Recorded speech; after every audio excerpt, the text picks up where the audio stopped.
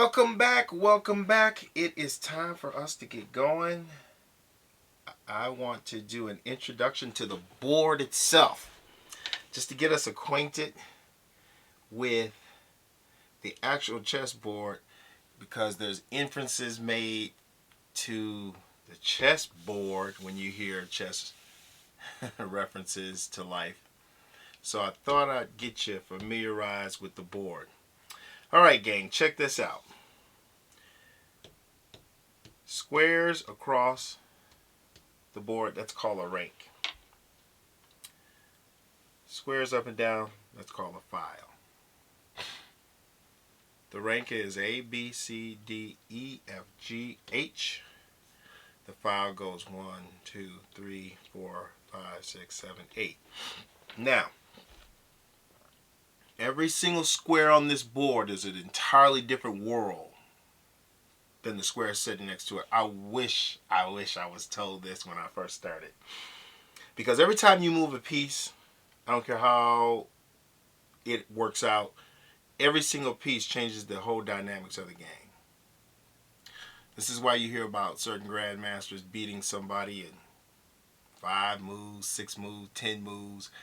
That's because every move that happened mattered in relation to how the opponent moved. Okay? And with that introduction, you tend to think about this a little differently. All right? So that's why I wanted to introduce these squares. Each one is entirely different from the other. Notice that they're black and they're white squares. This matters during the game too, especially when you get, like, for example, bishops. There's a bishop that sits on a dark square, and there's a bishop that sits on a light square. And how those work together and play together, it really matters. All right? So we're going to learn a brand new language that you never thought of before. Okay? In this language, no matter where you're at, whether you're in Russia, Japan, it all works the same. So you're about to learn a brand new language. Check this out. In this rank, let's just say we're in the D rank, and we just come up here to the 7th file. Where the 2 meet, that's the name of that square. So D7.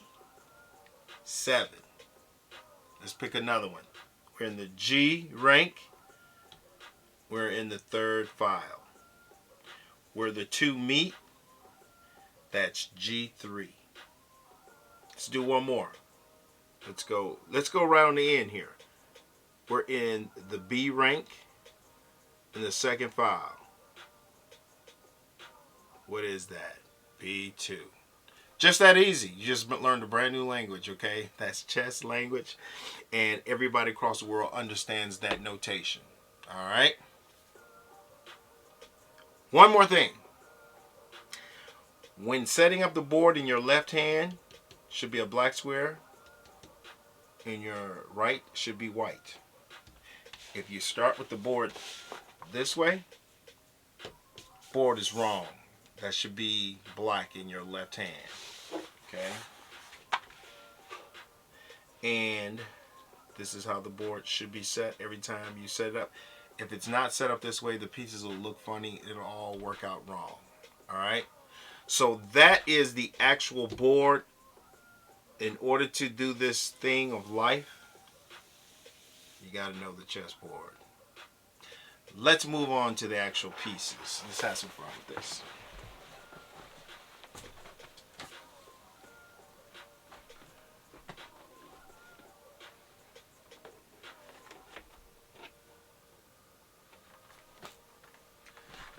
All right. Straighten that back out. I want to give you an introduction to the actual pieces themselves. Let's do just a quick refresher with pawns. From this starting square, the first 2 rows, where the pawns start, they can go 1 square or 2 squares of your choice. That's your choice, how you want to do that. Pawns march forward. They don't go side to side. They don't go backwards.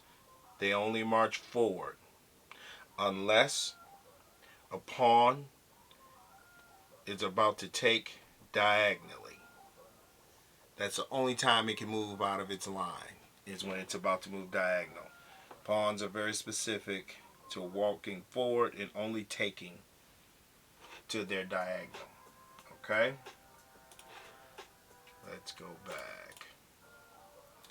Alright, so that's pawns. Let's do this. Because there's so much to chess. We didn't want this to be too much to digest. Let's familiarize you with the other pieces. Castles, horses, bishops. To set this board up, the easiest way to remember is the bishop rides the horse to the castle.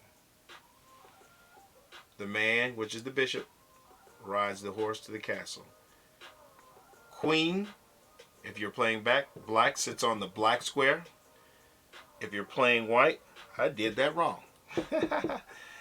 Queen sits on the white square when you're playing white.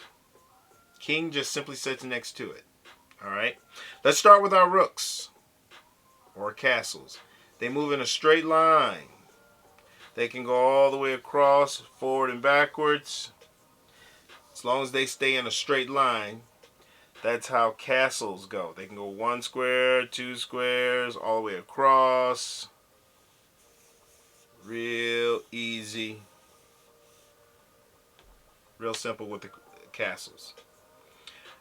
I'm going to skip this one just for a moment. We'll come right back to it. Next to it is the bishop. It goes in diagonals. Diagonals. Remember I had mentioned white square bishops, black square bishop. That's your white square bishop. Dark square bishop. Real easy. Those are bishops in diagonals. You hear so much about the queen. Most versatile piece. She can move like a rook, or she can move like a bishop. Very versatile. From whatever square she wants, she can go where she wants. Straight lines if she wants, diagonals if she wants. Real easy. Very versatile piece.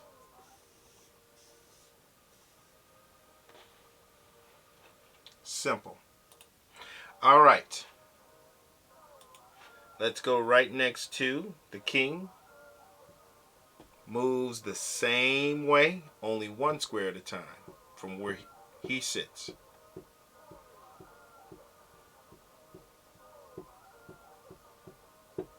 Alright, so that's how the king works. Now, let's get introduced to, in my opinion, the most versatile piece, I think. Bobby Fischer said it was the bishop. I think the bishop is very potent, and we'll go with Bobby Fischer since he's the greatest player ever. Next to Magnus Carlsen, that's an argument, subjective, whoever wins, depending upon who you're talking to. All right, but the knight moves in an L shape in 3 squares, forward or backwards. 1, 2, 3. Let's go a different direction. 1, 2, 3. 1, 2, 3. 1, 2, 3. 1, 2, 3. 1, 2, 3. Those are your knights. Very effective pieces. Just to show you the potency, I'll use a black. This is the potency of a knight. Affects all these squares.